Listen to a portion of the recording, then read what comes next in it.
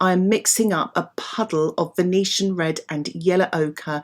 As you saw there, I wet the paper. I'm using my size 10 brush and I'm painting this sort of warm colour near the horizon area, wet into wet. I'm using 300 grams watercolour paper on a block, and it is rough, so it's got lovely textures. And as you saw there, I put that warm colour all the way across the sort of middle of the sky. And now I'm mixing up some ultramarine with a tiny touch of that Venetian red, and ultramarine with a little bit more of the Venetian red. If you'd like colour alternatives and access to a full list of material, check out the description below. Just click show more. As you saw there, I painted the ultramarine with a touch of the Venetian red right at the top, and a little bit more of the Venetian red in the middle, and a little bit more of that diluted colour on the horizon, wet into wet with my size 10 brush.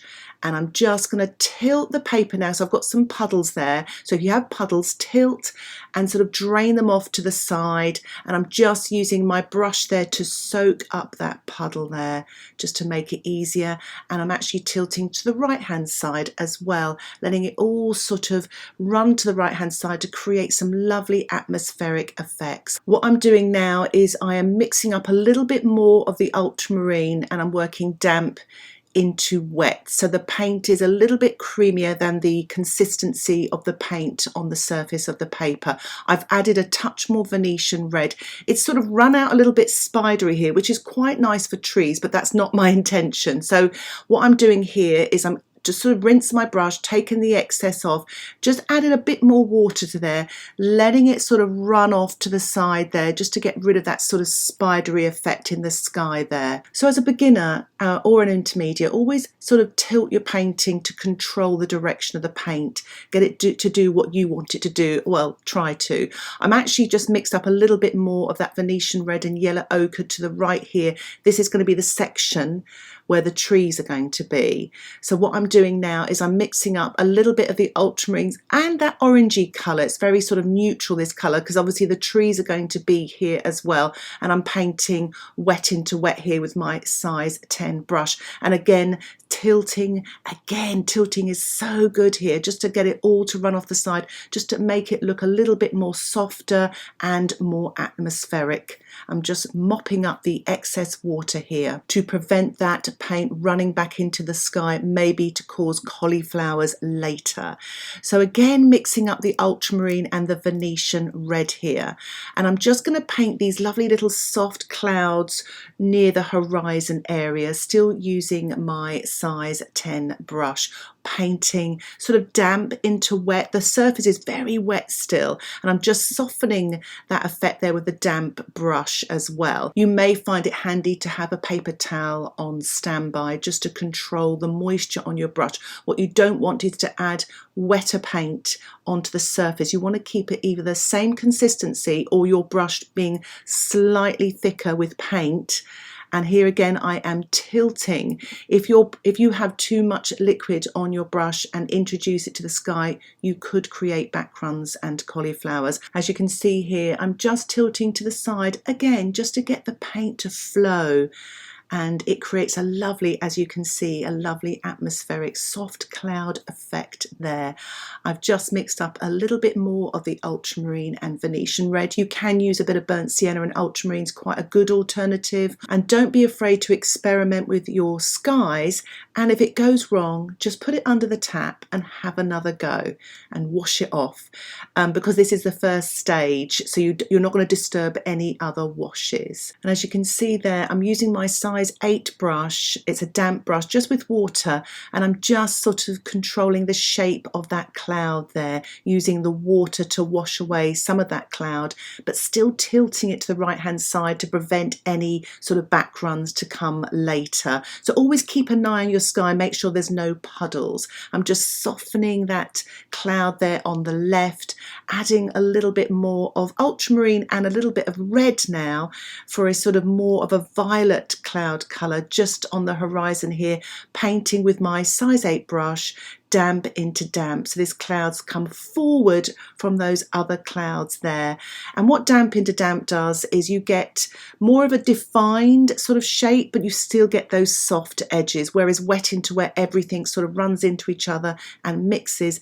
These will come forward to create depth in your sky. And as you can see there, again, I'm using a damp, clean brush to kind of blend these clouds in the sky and soften them back a little, controlling the shape. Remember, have your brush the same consistency as the paper or a little creamier on your brush. I'm mixing up a little bit more of ultramarine with a touch of Venetian red here. I'm painting damp into damp. Now this may be a little bit scarier for beginners, and if you like your sky the way it is before, maybe you like to leave it. It's a little bit more of a practice here, controlling the consistency of the paint without getting backruns, because that top part of my sky is damp and there's a danger if my brush is wetter I'll get backruns. I have to say sometimes backruns and cauliflowers can be quite a nice addition to watercolours, especially if you're a loose painter like myself. What I'm doing now is I've rinsed my brush, taken the excess water off, tilting to the side, and I'm just softening that edge there to blend it into the top part of the sky. And what this achieves is to create a lighter cloud, because I've got dark against light there. So again, you may want to leave your sky here if you're a beginner and let your painting dry. But what I'm doing is I'm putting a touch more dark,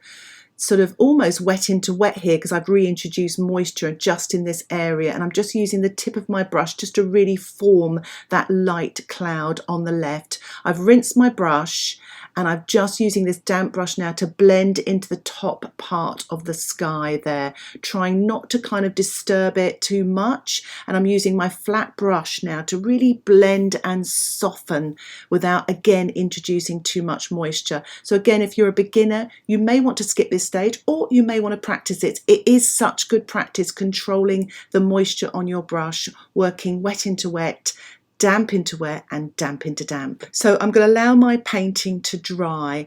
Once the painting is dry, I put a wash of the Venetian Red and Yellow Ochre just in the background for the trees. I'm working with Ultramarine now and Burnt Sienna, and working damp into damp and wet on dry, painting in the sort of large tree trunks and branches here, trying to be as free as possible, almost scribbling the paint on, working fast, just enjoying it really. You don't have to copy the photograph. I didn't with the sky, and I'm certainly not with the trees. I want to give an impression. I've actually mixed up some paint here, the Ultramarine and Burnt Sienna, just a little puddle of it in this pot to allow me to use the end of my paintbrush, which I've actually sharpened with a pencil sharpener, to draw these twigs, which can be quite tricky using a brush. So sometimes you can use a twig or the end of a paintbrush sharpened to actually draw in these twigs here. But obviously if you like to use a paintbrush, you can as well. But it kind of feels nice to sort of draw or paint twigs with a twig in this fashion here. So as you can see, I'm actually sort of literally drawing that into the sky, keeping it nice and loose, and actually sort of sketching in or painting in the twigs on the edge of the tree on the left as well. But if you haven't got a little pot, you can still use your pan, which is what I'm doing here.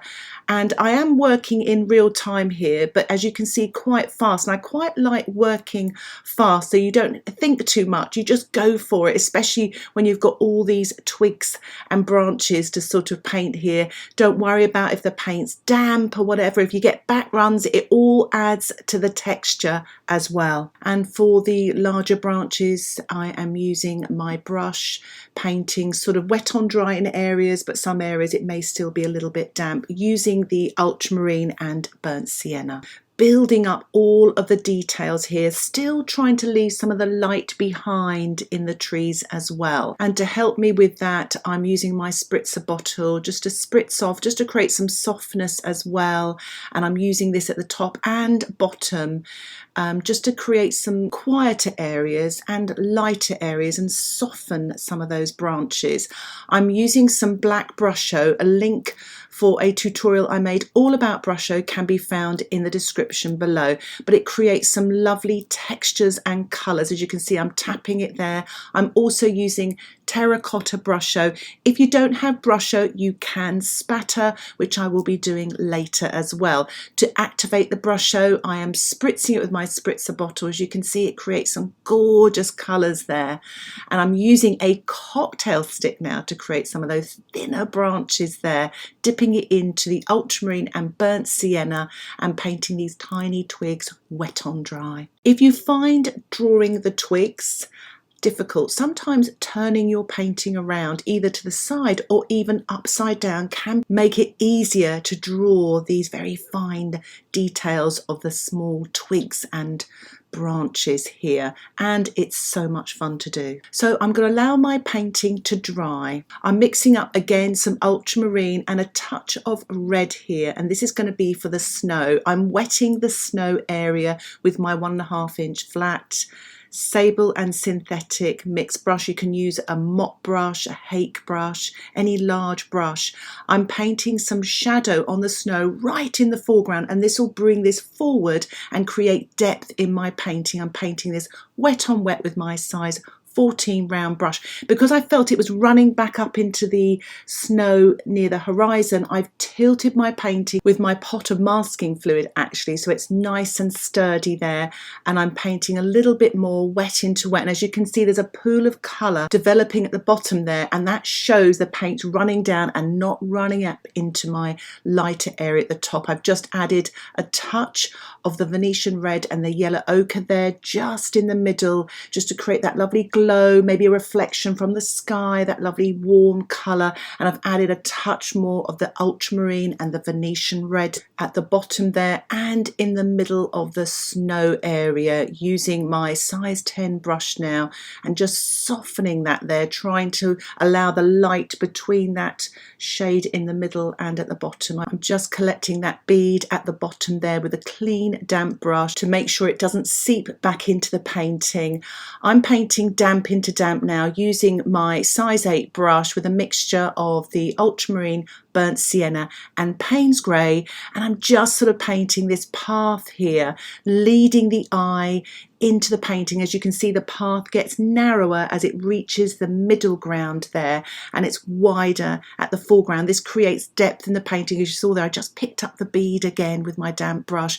I've added a little bit more of a creamier, darker colour, same colours, just less water in them, working damp into damp. I'm just adding a few more twigs here using my size 2 round brush with a kind of pale mixture of the ultramarine and burnt sienna, and sort of really scribbling these very, very light pale twigs on there just to show the density of all the twigs. I'm going to allow my painting to dry now, and I am working on the distant trees now with a pale mixture of the ultramarine and burnt sienna using my size 2 brush, wet on dry. You can also use the twig as well to paint these tree trunks and branches, which is what I'm doing now. This is just an old synthetic brush that as I said earlier, I used a pencil sharpener, so you've got a nice pointy edge at the end of it there, and it's really effective, and it's quite easy to grab it as well if you want to find something like this just to draw with. But as I said earlier as well, you could use a twig from the garden and sharpen that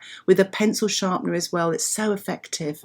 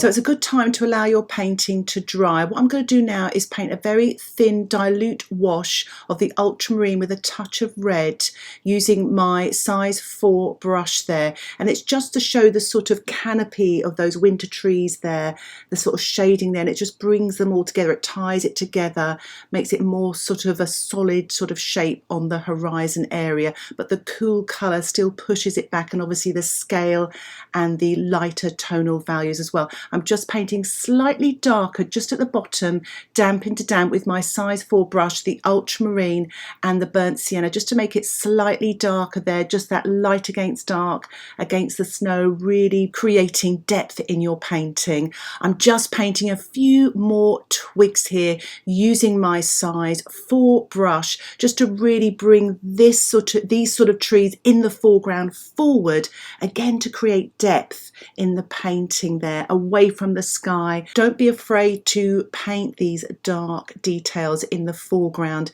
It really will pay off in your painting. If you are a little bit scared, I can understand that. You can use a pencil first of all and then paint over the top once you're happy with it, so you can rub out any pencil lines that you don't like before you start painting. I've decided to paint some larger branches in here as well, just to create a little bit more depth and detail in these trees here, using a little bit of Paynes grey and burnt sienna with my size 4 brush, working wet on dry. So it's a good time to allow your painting to dry again. Once it's dry, what I'm doing here is I'm spattering some Venetian Red and yellow ochre.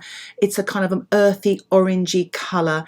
You can use raw sienna and red as well, or even a bit of burnt sienna and yellow ochre, and it's good for those of you that may not have had any Brusho. I've mixed up a very dilute mixture here of the ultramarine and burnt sienna, and I'm painting this wet on dry over the sort of foreground tree area where the small twigs are, etc., similar to what I did to the background. I'm just lifting off with my paper towel to soften there and to create some textures. I'm going to spatter a little bit more of that yellow ochre and red there with my size 4 round brush, sort of almost damp into damp there. Mixed up a little bit of Paynes grey and burnt sienna here, and I'm spattering that as well, damp into damp. There may be a little bit of wet on dry in places as well, but just all over the tree area to create lots and lots of yummy textures. Now, if you're like me, some of these spatters have got into the sky, but I actually use them to paint some birds because they're actually sort of quite random, and it creates a really nice effect, gives a little bit of life to the painting. So I'm using my size 2 brush, just painting these little V-shaped marks using the dot for the middle of the bird. I'm just picking up a little bit of colour here, not much. It's very dry brush effect here, using a bit of the Paynes grey and burnt sienna to create some texture right in the foreground, to create some depth again in the painting. So it's a little bit darker and there's a little bit more texture using the belly of my brush as well. That helps create more texture, and I'm just making sort of lighter, thinner marks as I go around the tree there, and I'm going to allow my painting to dry